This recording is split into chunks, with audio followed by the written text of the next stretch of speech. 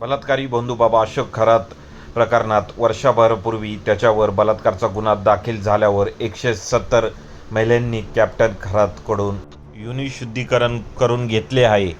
या महिला मोठमोठ्या राजकारण्यांच्या घरातील, मोठ्या अधिकारी, उद्योजकांच्या घरातील महिला आहेत.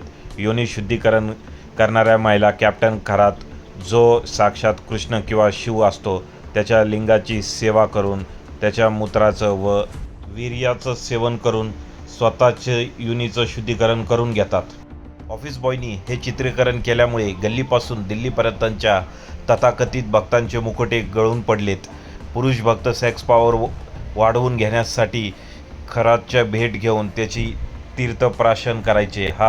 ते तीर्थ वियाग्रा व कफ सिरम व पाणी याच्यातून बनवायचे. ते तीर्थ घ्यायला राजकीय नेतेही गर्दी करायचे. यामध्ये तुम्ही पाहिलं असेल की शिंदे गटाच्या अनेक मंत्री या दरबारी येत होते.